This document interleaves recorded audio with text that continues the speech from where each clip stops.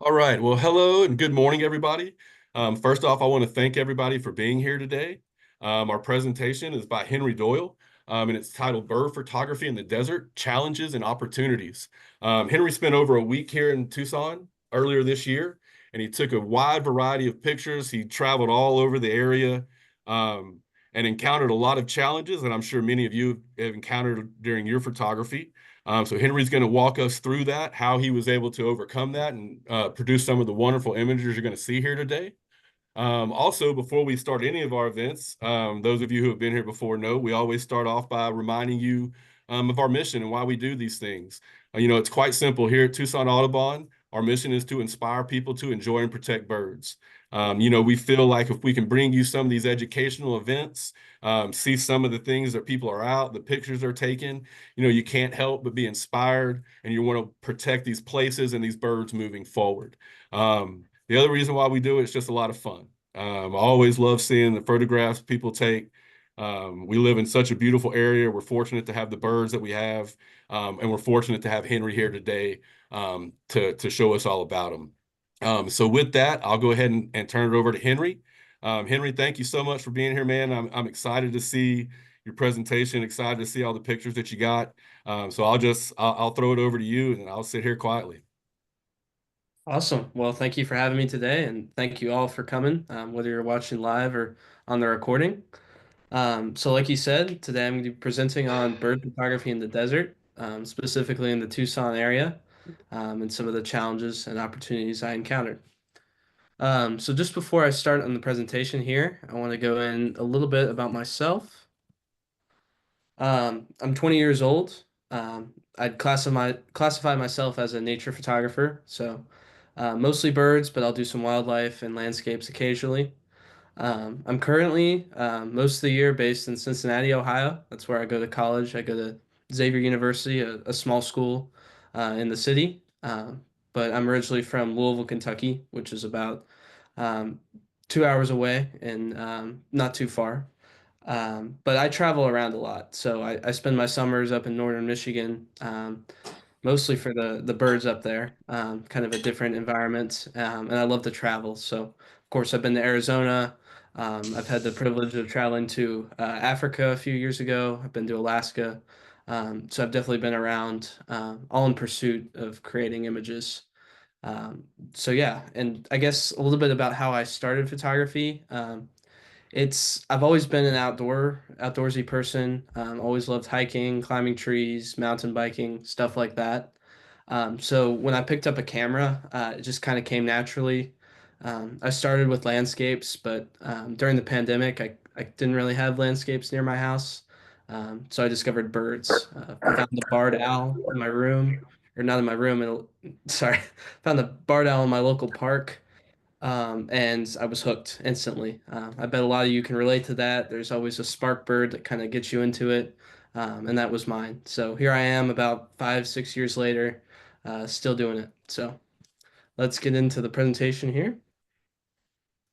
So just a little bit about the timing. I went on my college's spring break. It's always really early, so I went through March 3rd through the 9th. I flew into Phoenix, and drove into Tucson.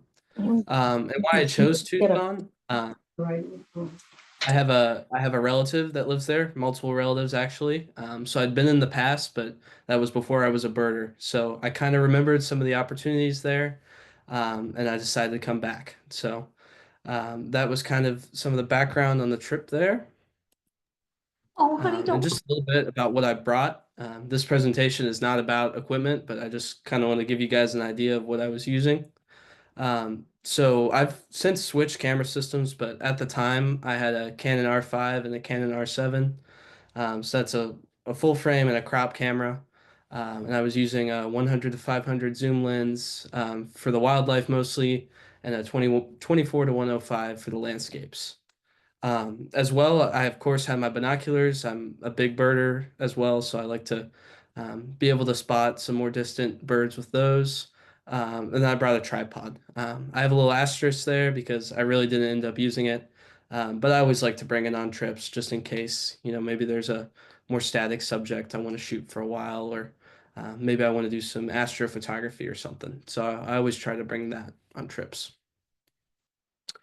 Okay, so kind of the structure of this presentation. I titled it Challenges and Opportunities, and I want to talk about that through some of the photos I took. I feel like that's the best way to convey it. Rather than having slides with a bunch of text, I really want to just talk through the photos and um, how I took them and what opportunities and what challenges came along with those photos. And with that, I have it divided into locations. So before I go through the locations here, I just want to talk about some of the pre-planning I did, which I think is important. So I didn't have much prior knowledge. I was lucky enough that my relative is somewhat of a birder, so she does have some good knowledge about some local spots in the area. She provided me with a map actually from Tucson, Audubon. So that was a great resource, really helped me out.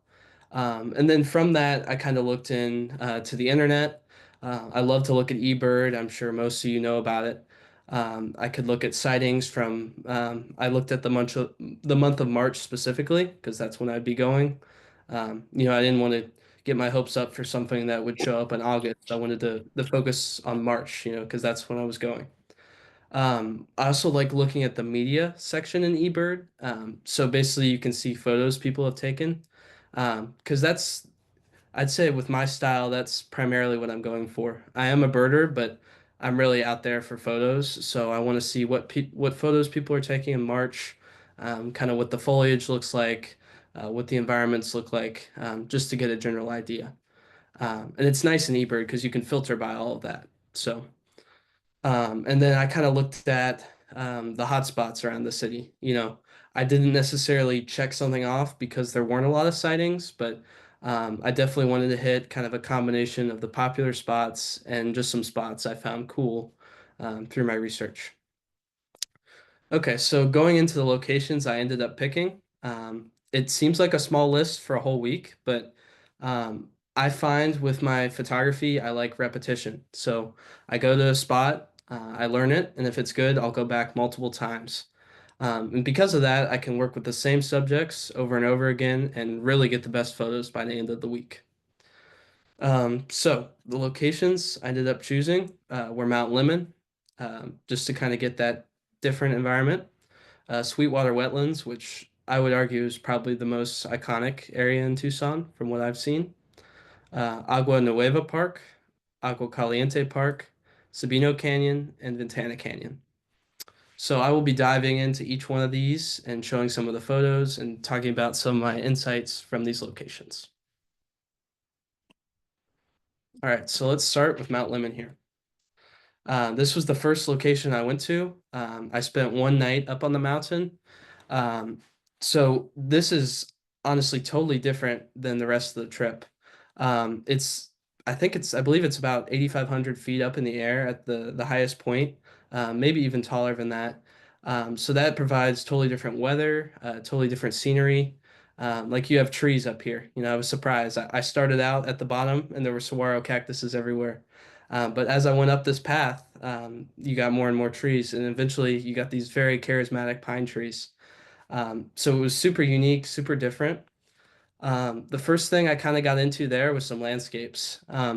Where I'm from, we don't really have grand landscapes, so it was fun to work with that. It's not my specialty, just really because of where I live, but it's definitely fun to shoot. So the light is super nice up on a mountaintop. There's not really much obstruction because you're so high up. So it really made for some great scenes, kind of incorporating some rocks, incorporating some trees. And I think it's important with your photography on trips like this to take everything.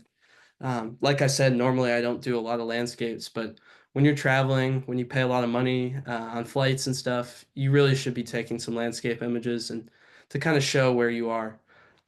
The ideal, honestly, is kind of including a bird or wildlife subject in these landscapes. But even without that, definitely try to take some pictures of the scenery. And I just kind of tried to play with the sun up there because that lack of obstruction made it really easy. And just also working with some more abstract scenes with those nice mountain colors. As far as birds went on Mount Lemon, this is something I didn't realize, but the timing was not the best for me in this location specifically. Um, it was definitely too early for some of the spring migrants that will show up there. You can get some specialties like painted redstart and some special hummingbirds up there, but it was just simply too early. There was still a lot of snow, and I don't think there were good food sources for migratory birds yet. I did find one pretty cooperative species up there, though. That was fun. And I actually did not see this the rest of the week, so I was glad I got to work with these. And they're called the yellow-eyed junco. So this was a totally new species for me. In the eastern part of the United States, we mostly only have one species of junco, and it's not this one. So this was super fun. I really liked how the yellow eye stood out, so I worked with them quite a bit. And I figured while I was up in this environment, why not include some of the mountainous scenes? So on my zoom lens, I tried to shoot a little bit wider. So instead of zooming all the way into 500 millimeters, I went more out to the 300, 200 range and really included those mountains. And I was able to do this because these birds are so cooperative. Um, they didn't seem to have much of a fear of humans, so I could get super close with some, you still have to be careful, kind of move slowly, try not to walk in a straight line towards them. But once I was close, I was able to get some really cool scenes. This is probably my favorite from the yellow-eyed junco. I went super wide here to 100 millimeters, and that is actually the sun rising right over the mountain. So this is probably 5 to 10 minutes after sunrise. Um, Obviously, the first couple minutes were under the mountain, but it quickly rose and created a nice backlit scene. So, of course, you want to get a documentation shot, like I showed on the first slide. Kind of show the species. But after you have that, try to get some of this more creative stuff. Include some backlighting, include some scenery. It can really make for some great photos. This is a little bit of a closer shot here, but it's still including that sun. So this is the Junco again with the rising sun right behind it. And then on the way down, I did some more landscapes. I found this interesting skull rock by one of the lakes, so I thought that was kind of cool there. And I found some more bird species that I'd never seen. So this is a pygmy nuthatch. It was perched on a beautiful pine tree, so I took the time to photograph that one. And just cool to see birds I just don't have in the eastern United States. We have white-breasted and red-breasted nuthatches, but we don't have pygmy nuthatches. So you can see the similarities, but you can also see the differences, which are super cool. So it's always great to compare species like that. And there were turkeys as well. I know they're not a super rare subject, but I was kind of surprised to see a turkey like 6,000 feet in the air. So had to take advantage of that. And I think every year I try to take one turkey picture to post on Thanksgiving, and I think I did that this year. So it's good to get the turkey shot under my belt. Okay, so the next location I want to talk about is Sweetwater Wetlands. So this is where I spent the bulk of my trip down in Tucson. So I was only at Mount Lemmon for one night. So I believe I had 5 nights in Tucson. So I want to talk about Sweetwater Wetlands first, being the most iconic location, like I said. So I found that Sweetwater Wetlands is an amazing birding location. Photography was pretty good. I did find better spots for actual photos, but um, just the sheer amount of birds I saw here was amazing. The willow trees would often have so many species of warblers, like black-throated gray, northern parula. Um, and that's cool because in the eastern United States, it's the same thing. The willows will get all these warblers. But coming to the west, you have different species of warblers. The ponds would be filled with grebes and coots and just all kinds of subjects to work with. So the first thing I got into was pied-billed grebe here. I don't usually shoot top down like this. I normally like to get eye level, but I did like this shot because of the texture in the water, just kind of showing the environment the grebe exists in and having a little bit of a reflection there. And waterfowl here is super tame. That's something I noticed consistently across the locations I went to. Where I live, I have to hide under a blind for hours to get waterfowl. But here, you still definitely have to be quiet and be careful. But they are much more tolerant, and you can get much closer shots. Here's another waterfowl example. We have the American coot. Pretty common bird, but I couldn't resist these opportunities.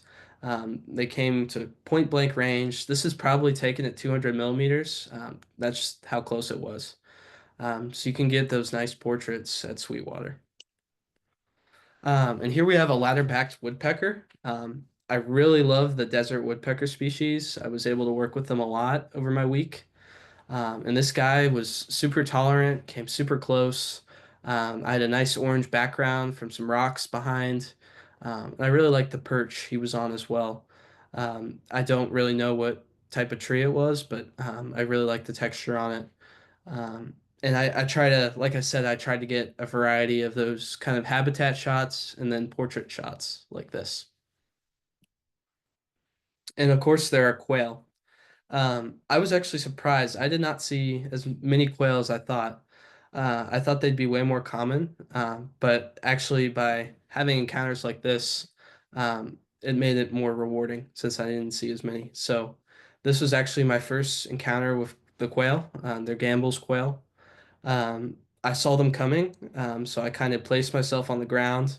I got nice and eye level with them. And basically, what this does is it separates the subject from the background more. So if you're shooting down at the subject, you're going to have that ground in focus. But if you're laying on their eye level, the background will blow out of focus and have this nice separation. So that allows you to just really focus on your subject because that's really what you're trying to show in this scenario. The ground wasn't particularly interesting, so I just wanted to highlight the bird. So I got that nice low perspective. And another star of this shot, especially the one on the right, is the feeding behavior. So the quail is feeding on, it looks like a little seed there. So just trying to capture that action, excuse me, trying to capture that action, show some behavior of those birds. And then I had probably my favorite encounter at Sweetwater Wetlands, the Roadrunner. This was just totally random. I kind of saw him in the brush to my left on a trail. I laid down in anticipation, and he ran across the trail real fast. And this was only one out of two Roadrunner opportunities I got that week. So I'm glad I took action and got him. So I raised my shutter speed to anticipate that movement. And I got him running across the road as its namesake. It's a road runner, so that's what it was doing. So I was glad to get a shot like that. And I tried to position myself with the sun. The sun was pretty high at this point, so I tried to position myself where the sun was facing him. And I was lucky enough there was a dark background, so I had to do a little bit of editing, but the background was mostly already black, so he could really stand out from that. So I was really happy with this shot. Okay, so another location I discovered, and this is literally just across the street from Sweetwater Wetlands, and from my understanding, it's been newly renamed. So its new name is Agua Nueva Park. It's a very small park. It doesn't look like it would be good for birds, but it actually probably yielded the most shots for me for the whole trip. There's a little, it's kind of looks like a palm tree oasis. And within that, there's two duck ponds, and there's grebes, there's different duck species. And then around these ponds, there's hummingbirds, vermillion flycatchers. So I want to get into some of the photos from there. The first one is taken at one of those duck ponds. This is an American widgeon, pretty cool waterfowl species that can be pretty hard to capture, at least where I'm from. So I was really excited to get some nice shots of him. So here is a broad-billed hummingbird. I was super excited to get this guy on these yellow flowers. They would consistently come back day after day. That's why I do the repetition. I learned that the hummingbirds like these plants, so I could come back and work with them. So I believe this was on my second outing out of probably three outings to the park. I got this guy. I used a 1/500th of a second shutter speed, versus a higher one because the wings will be blurry, but the face will be sharp. So I was showing the movement in the wings, but keeping his face and eye nice and sharp there. So I really like that shot. Yeah, Henry, I just want to jump in real quick. Sure. As you can imagine, I see a lot of pictures of birds and hummingbirds in particular. That Mhm. is a stunning photograph, man. Oh, thank you. Appreciate it. I don't even have a question. I just wanted to break in and just give you props on Thank that. you. That is an absolutely stunning picture. Thanks. Yeah, Appreciate that. absolutely. So here's another hummingbird shot. This is a female Costa's hummingbird, I believe. And if I get the ID wrong, sorry, but hummingbirds can be tough, especially females. But here's a little Costa's hummingbird. It's nice to find hummingbirds perched occasionally. You don't always see that. So that was cool to see. And you can see, I believe there's a little bit of sugar or pollen on the bill there. So that was cool. And I tried to incorporate those yellow flowers, get them out of focus to provide a nice background element. I could have just taken a shot of a blue background with the hummingbird, but that would be boring. So including that yellow flower kind of gives that nice extra element for this photo. So this is my favorite hummingbird shot of the week. This is another broad build, and I was able to get it backlit. So I started one of my mornings at Agua Nueva just as the sun was rising. Um, so I saw the hummingbird return to this perch consistently. So I placed myself close enough to the perch and just waited. And luckily the sun was not too high by the time it came back, and I got this shot. I really like it because of the bokeh in the background. So those nice little orbs of light in the background, and then you can still kind of see the details of the bird, like the red beak is highlighted, and you can still kind of see the green and the blue of the hummingbird. So I really like that shot, and like I said earlier, I really like playing around with the backlight situations. So throughout the week, I consistently saw vermilion flycatchers, but I found Agua Nueva to be the best place for them. Um, Often, like at Sweetwater, for example, they would perch super high up in trees. But at Agua Nueva, there weren't a lot of options for high perches. So they tended to perch lower. So this guy was pretty much at my eye level. I was able to get a nice shot of him here. And just obviously, like this is such an iconic bird of the desert. I mean, it's the Tucson Audubon logo for goodness sakes. Like it just speaks desert to me. It's so unique compared to other flycatchers, which are generally gray or brown. So it was just really cool to capture this guy. And I really dedicated a lot of time towards this bird. I also tried to include some scenery. So this is still at Agua Nueva. Same exact bird, just different focal length and different background. So I've got some mountains back there, I've got some trees, and some really nice perches that really make for a good scene. And with a drabber bird, the shot may not work because it might get lost in the background. But because this bird is so stunning, it really stands out. There's another scenery shot. What really makes this shot for me is the perch. You've got the unique desert plant and the nice background back there with some. You can kind of tell it's a mountain. It leaves some ambiguity, but it really speaks desert to me. And then, like I said, there weren't a lot of high perch options. So I did see him once go into this flowery field filled with yellow flowers. um, I do want to say there was a fence in the background. I removed that. Full disclosure. It is an urban park, so that might be part of it. Some people remove those things, some people don't. But other than that, this was a totally natural scene. And I just thought these yellow flowers were beautiful. So. And then this was my favorite vermilion shot of the week. This is actually right before I photographed that backlit hummingbird. I got the vermilion backlit. So this is really right when the sun was rising. It was still golden orange. And I was able to place him in a little point of light. So he stood out, and then his crest kind of gets illuminated. You can still see the red colors, and the perch gets illuminated. So it brings all the attention to him, and just it's more of a artistic image. It's not It's not necessarily a documentation image. It's more just something creative that you can do. So just kind of playing around with all different types of lighting. So this is still at Agua Nueva. As you can tell, I really, really like this location. I want to go into some of the ducks and grebes I saw. So this is a female bufflehead duck. Um, Basically, the secret at the duck ponds, there's two, but one you can get down to the shore. You can get eye level, which I like to do. I explained earlier why that's important. Um, the pond was small enough that you could photograph ducks that were across the pond and get somewhat of a shot, but you really need them to come close to get something um, worth sharing, in my opinion.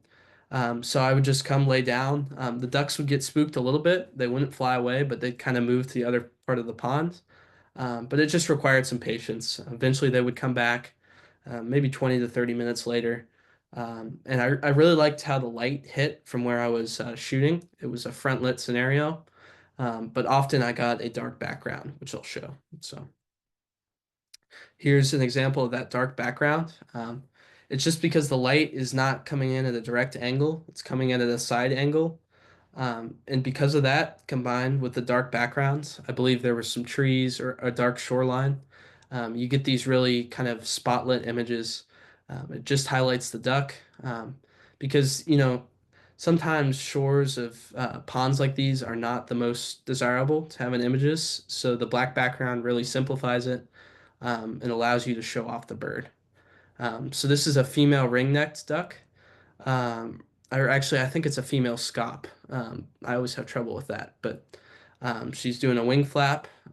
So I kind of anticipated that action, increased my shutter speed, and got this shot. Here's an eared grebe. This was a life bird for me. Super cool to see. It wasn't in its breeding plumage, but it was still super cool. You've got that nice red eye, that nice black and white, and there was like a red or orangish shed in the background, and that's why the water is orange. So the shed was reflecting in the water, but you can never tell that it was a shed. It just kind of looks like maybe a sunset or a sunrise, and it actually made for some great elements to the scene there. And there's another shot of the grebe. As you can see, there's that nice black background, some nice green water kind of reflected from the trees above. And I really, the lighting was soft here. I think it was cloudy at this point. So there's not as much directionality, but just kind of a nice profile of the bird there. And then my final shot from Agua Nueva, there were some hawks as well. I believe this is a broad-winged. I could be wrong, but I'm pretty sure. Um, this guy was perched consistently throughout the week. By the third outing, I had kind of figured out the pattern and I placed myself to where he was often going, and I got this shot here. Okay, so the next park I didn't spend quite as much time at, but it was still cool, still definitely worth mentioning. This is Agua Caliente Park. I think it was about 30 minutes from where I was staying, but still definitely close to the Tucson area. And there's kind of an example in this picture of me getting eye level. I'll often lay down on my stomach, but sometimes I just sit and use my flip screen, like you can see in that shot. There was a really cooperative great egret there. I'm not used to this level of tameness with egrets, so I kind of worked with that. I framed him between two palm trees there, just to kind of show the environment. There were some more widgeons, as well as other waterfowl. Once again, super tame. I got ultra close to this guy. I was probably within 10 feet here to take this shot, and he was not bothered whatsoever. Um, so that's great opportunity there. There were herons abound, lots of great blue herons. So I got this guy in flight. And there were turtles. I could not believe the amount of turtles in this pond. Um, I probably counted 100, and I just placed myself by the shoreline, got eye level, and got this guy. And I guess this shot is another example of why eye level is so important. You wouldn't really get the eye if you weren't on its level, because the eye is so placed to the side. If you were shooting down on the turtle, that eye would really get lost. Okay, so the next location is Sabino Canyon. Sabino Canyon is amazing. It's such a thing to be preserved. There's most of this, most of the area is developed, but this is just a little piece of it that's preserved. There's a paved path and then some paths to the right and left that are more hiking oriented. And it goes, I believe, 8 miles up into the mountains. So you get different environments. You go through riparian up to more mountainous. It's just super cool. I walked it a couple times, but I really enjoyed exploring these side trails and seeing what birds I could find. So here's the phainopepla. This is pretty common. I saw these all week, but I really like shooting them at Sabino because you have that nice mountain background. So this is a bit of a wider shot once again, trying to include some of those mountains. Um, Once again, kind of on the theme of including the scenery, I've got the cactus wren. I was really stoked to get this shot because I got all the elements. I got the cactus wren on the cactus, and then those grand mountains in the background. And on this particular shoot, there was some fog rolling in, so I really tried to work with that atmosphere, go wide, and really show what was going on. And then, of course, I had to do the close-ups. Here's a cactus wren on a different type of cactus. Um, This might be cholla, but I could be wrong. One of the species of cholla. Um, and just you got to get a cactus right on the cactus. And I believe Sabino is the best place to do that. I saw so many of these guys. I heard them elsewhere, but I really didn't see them elsewhere. So that was a great spot for that. I did find a roadrunner, I believe on a nest. I tried to keep my distance because you don't want to get too close to nesting birds, but I did find this guy and took about a minute to get some photos of him. He's actually, I believe, nesting in a saguaro cactus or just resting. I wasn't sure, but super cool scene. I love the yellow branches to the right as well, and just really unique. You can come across anything in the desert, and that's really a testament to that. So probably my favorite thing to do at Sabino Canyon was work with some of the woodpecker species on cacti. So these saguaro cactuses will go, um, I mean, they can be 10 feet or even taller. And there will be woodpeckers just landing on them. I believe this is a Gila woodpecker. Yeah, this is the Gila woodpecker. It was a cloudy day, so I tried to go high key with it. So what that means is I increased my exposure, and it made the background super bright, allowing the darker bird and cactus to stand out. So this led to some really creative images, kind of just totally focusing on the cactus and the woodpeckers. Here's two of them kind of disputing with each other. One's taking off and one's calling. So that's just a matter of waiting for the action to happen. Um, Raising your shutter speed to prepare, and just bursting away when they fly. So I was really happy to get this shot. And I love the texture of the saguaros. It just really makes really graphical and really unique images there. This is my favorite from the woodpecker series. Um, Having the woodpecker is great, of course. It's kind of the icing on the cake, but what really makes a shot for me is this unique saguaro or multiple saguaros. They're all kind of growing together. And by having that simplistic white background, it really stands out, and really just shows off the cacti and the birds. I even saw a hawk perched up there, so that was super cool. I also liked the arrangement of the cacti. On the left, you have the tallest, and then you have the middle one with the middle height, and then the smallest on the far right there. So another canyon I visited on the trip was Ventana Canyon. I was actually staying at Ventana Canyon, so I was right here. I kind of shot around the hotel a little bit, but on the last day, I discovered the Ventana Canyon hike. This was such a cool hike. I believe it's one of the most popular in Tucson, but I actually found some birds along the way, so I'm glad I brought my camera along. It had just rained the night before, And what I've read about hummingbirds is right after a rain, their wings will be weighed down a little bit. So they're such light birds. We're talking like a gram in weight. They are affected by the rain, so they can't fly as easily. They'll be a little bit more tamer, a little bit more hesitant to fly. So I got this broad-winged here. You can see he's kind of stretching his wings out. This is such a close-up image. You can tell that because just his eye and a little bit of his neck are in focus. The wings are out of focus.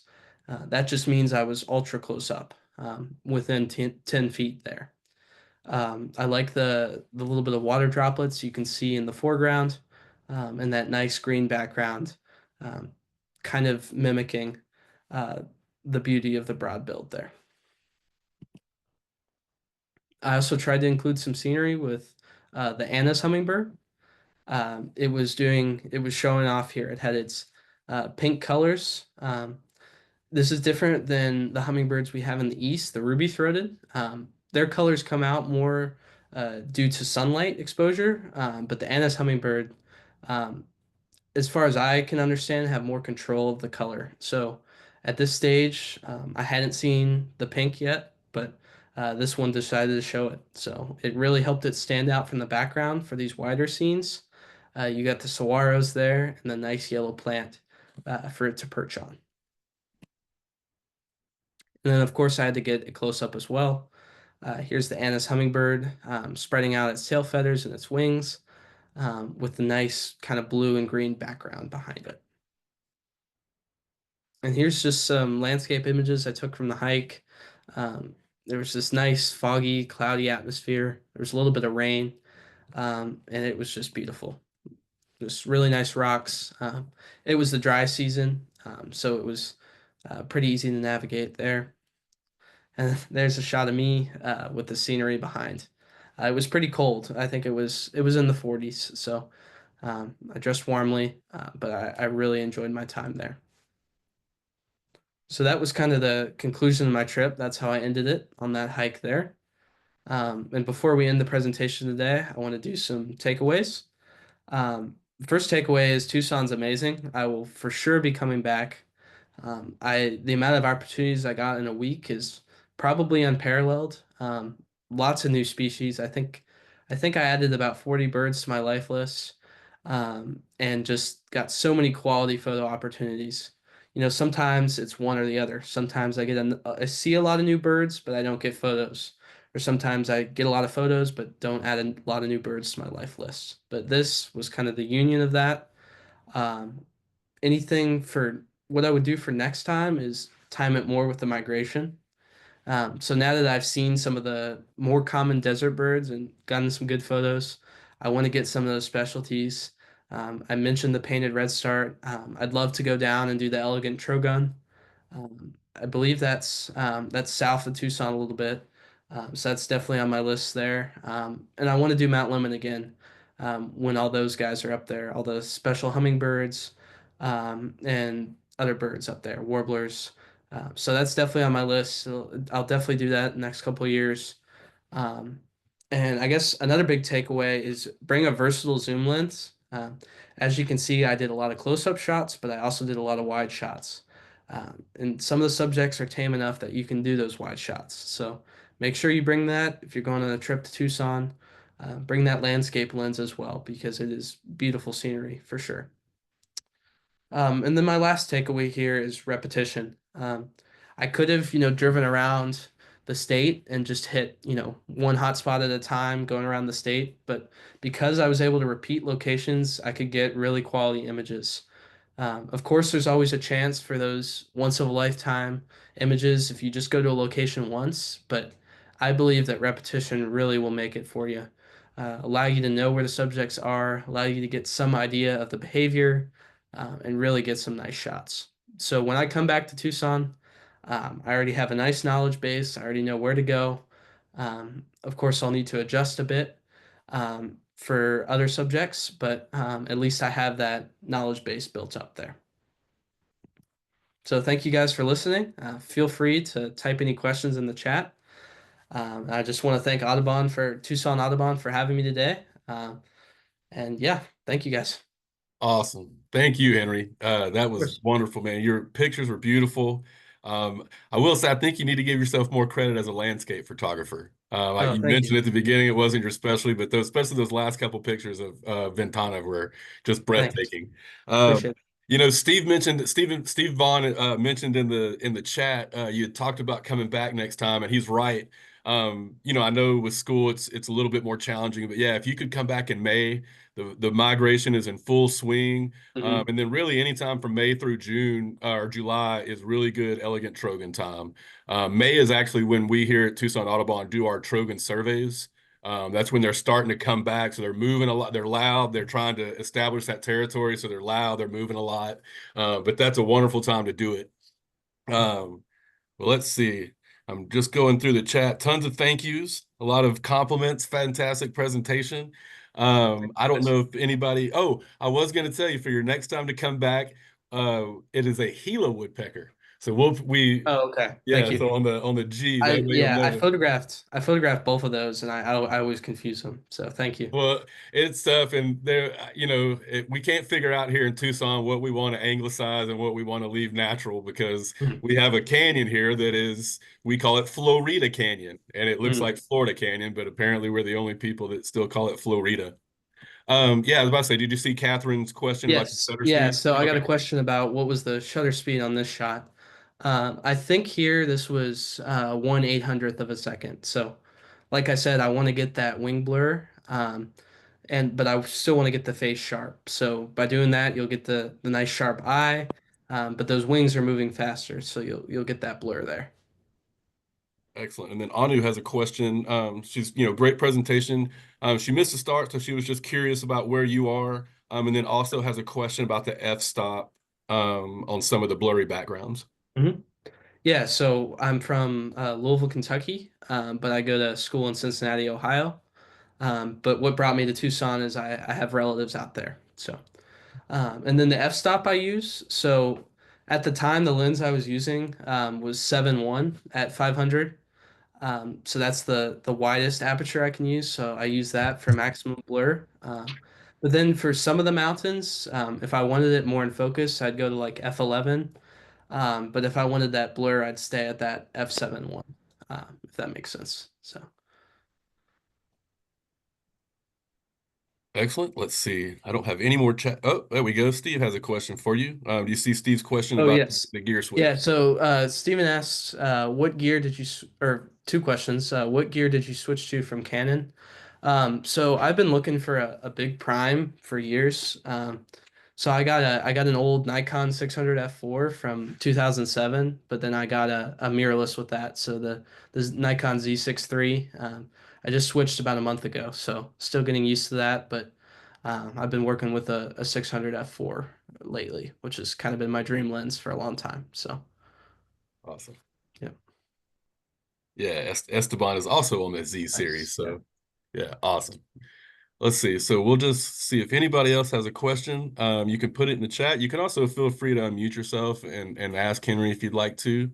Um, But if we don't have any more questions, I always like to just ask everybody here at the end to unmute yourself, tell Henry thank you. I know we have a lot of comments in the chat about it being a fantastic presentation, and I agree. Like I said earlier, Henry, you can imagine, man, I see a lot of bird photographs, and some of the ones you had today were absolutely just breathtaking. So, Thank you. Appreciate um, that. and especially too, I mean, at 20 years old, man, I can't wait to see what you do with it, and where you go with it. You've got a Thank you. great eye. Um, so yeah, so like I said, so we'll go ahead. So like I said, I would like to ask everybody to unmute yourself, tell Henry thank you, and then just as a reminder, I will send out an email a little bit later today that's going to have just kind of a little bit of a recap for today's. I'll CC Henry on it. That way, if you want to contact him to ask him any follow-up questions you might have forgot, you'll be able to. And then I'll have that YouTube link that'll link directly to today's presentation. Like I said, if you missed it or you just want to go back and check out something, you're free to do that. So if we don't have any questions, let's all tell Henry thank you, and we will sign off. Oh, Thank you, Henry. Thank you. Thanks, Henry. Presentation. Awesome Great photo. job. Yeah, Way to Fantastic. go. awesome, Henry.